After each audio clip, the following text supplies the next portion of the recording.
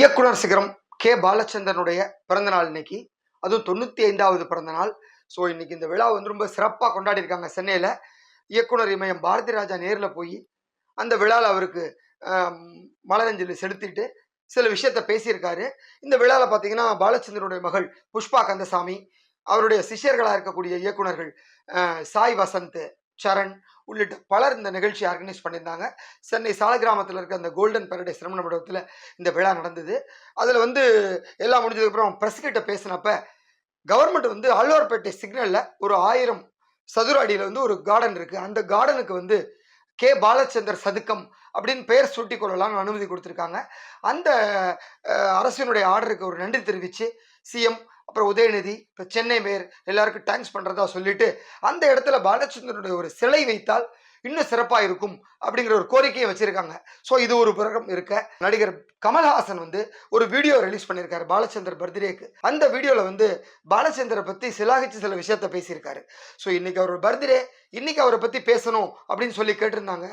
நான் வந்து கேபியை பற்றி பேசுறதுக்கு இன்னைக்கு ஒரு நாள் போறாது, வருஷம் ஃபுல்லாக பேசிக்கிட்டே இருப்பேன். அது வந்து எனக்கு கூட இருக்கவங்களுக்கு தெரியும் நான் எப்படி பேசுவேன் அப்படின்னு சொல்லிட்டு அவர் வந்து தனக்கு எதுவும் பிரயோஜனம் இல்லாட்டினாலும் தான் சார்ந்திருக்க தொழிலுக்கு பிரயோஜனமாகட்டும்னு சொல்லி தான் என்னை போல் பல நடிகர்களை உருவாக்கிட்டு போயிருக்காரு. ஸோ அந்த வித்துக்கள்லாம் இன்னைக்கு எப்படிலாம் இருக்குன்னு நமக்கே தெரியும். ஸோ பாலச்சந்தர் வந்து பிறந்த நாளுங்கிற இந்த நாள் வந்து எங்களுக்கு அறிவு வளர்த்து கொண்ட நாளாக தான் நாங்கள் பார்க்குறோம். குடும்பத்தில் அது அவரோட குடும்பத்தில் அவருடைய காம்பவுண்டுக்குள் அடங்காத அளவுக்கு பெரிய கூட்டத்தை உருவாக்கிட்டு போயிருக்காரு அப்படிங்கிற மாதிரிலாம் ரொம்ப சிறப்பாக பேசியிருக்காரு கமலஹாசன். ஸோ ரஜினிகாந்த் எப்போதுமே வந்து கேபி மேல பற்று உள்ளவர். பாலச்சந்தர் உருவாக்கிய பல நடிகர்கள் வந்து ரஜினிகாந்த், கமலஹாசன் முக்கியமானவர்களாக இருந்தாலும் விவேக், நாசர், பிரகாஷ்ராஜ், கவிதாலயா கிருஷ்ணன், பூவிலங்கு மோகன்னு நின்றுகிட்டே போகும் லிஸ்ட். அப்படிப்பட்ட திறமையானவர்களை அடையாளம் கண்டு அறிமுகப்படுத்தினவர். அப்படிப்பட்ட ரஜினி வந்து தன்னுடைய வாழ்நாள் குருவாக தான் கடைசி வரைக்கும் பார்த்தாரு. அப்படிப்பட்ட பாலச்சந்தருக்கு வந்து கடைசியாக ஒரு படம் பண்ணணும் ஆசை இருந்திருக்கு. அதோட முடிச்சுக்கலாம் நம்ம இயக்குனர் கெரியர்னு சொல்லி 2008 அந்த வாக்கில் வந்து ஒரு படம் பண்ணணும்னு நினச்சிருக்காரு. அப்போ வந்து ஹிந்தியில் வந்து அமிதாப் பச்சன் நடித்த சீனிக்கம் அப்படிங்கிற ஒரு ஹிந்தி படம் ரொம்ப ஃபேமஸாக போச்சு. ஸோ அந்த படத்தை தமிழில் ரீமேக் பண்ணணும் அப்படின்னு நினச்சி ரஜினிகிட்ட பேசலாம் அப்படின்னு சொல்லியிருக்காரு. ஸோ இந்த தகவலை வந்து கவிதாலயா கிருஷ்ணன் வந்து ஒரு பேட்டியில் சொல்லியிருந்தார். அவரும் கவிதாலயா கிருஷ்ணனும் பாலச்சந்தர் தான் ரஜினியை பார்க்க போயிருக்காங்க. ரஜினிகிட்ட போய் இந்த விஷயத்த சொல்லியிருக்காரு. அப்போ வந்து சூப்பர் ஸ்டாராக இருந்த பீக்கில் இருந்த டைம் ரஜினி. அப்போ சொன்ன உடனே சார் இந்த சமயத்தில் அந்த மாதிரி படம் பண்ணால் சரியாக வராது சார், இது ஒர்க் அவுட் ஆகாது அப்படிங்கிற மாதிரி உடனே பளிச்சுன்னு சொல்லிட்டாராம் ரஜினி கேபி சார்கிட்ட. இதை சொன்ன உடனே நீங்கள் வேணா வந்து கமல்கிட்ட கேட்டு பாருங்களேன் அப்படின்னு ஒரு ஐடியாவும் கொடுத்துருக்காரு ரஜினி. அப்படியா சொல்கிறேன் அப்படின்னு சொல்லி பாலச்சந்தர் கேட்டுட்டு இல்லை இது கமலுக்கும் ஒத்துக்கிறார் இந்த கதை, நீ பண்ணலன்னா வேண்டாம் இது அப்படின்னு சொல்லிட்டு விட்டுட்டு அங்கேருந்து கிளம்பிட்டாராம்.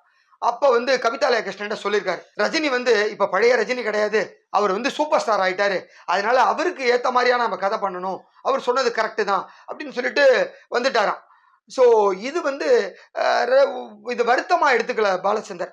சொல்ல வந்து நம்ம வளர்த்த ஆளுங்க இன்னைக்கு ரொம்ப பெரிய இடத்துல இருக்காங்க அப்படிங்கிற மாதிரி ஒரு ஸ்போர்ட்டிவாக தான் எடுத்துட்டாரு. ஸோ ரஜினியும் வந்து பாலச்சந்தரோட கோரிக்கையை நிராகரிக்கணும் அப்படிங்கிற இன்டென்ஷனோட அதை சொல்லலை.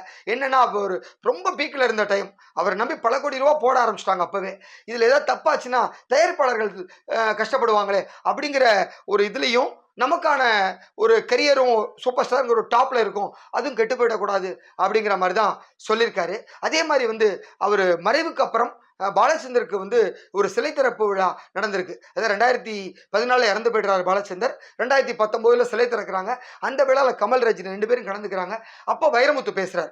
வைரமுத்து பேசினப்ப பயங்கரமான ஒரு விஷயத்த சொன்னார். என்ன அப்படின்னாக்க, பாலச்சந்தரே வந்து ஒரு பேட்டியில் கொஞ்சம் சொன்னாராம், அதாவது நான் உருவாக்கிய, நான் வளர்த்தவங்க வந்து இன்னைக்கு ரொம்ப பெரிய இடத்துக்கு போயிட்டாங்க, எட்டாவது தூரத்தில் இருக்காங்க அப்படிங்கிற மாதிரி.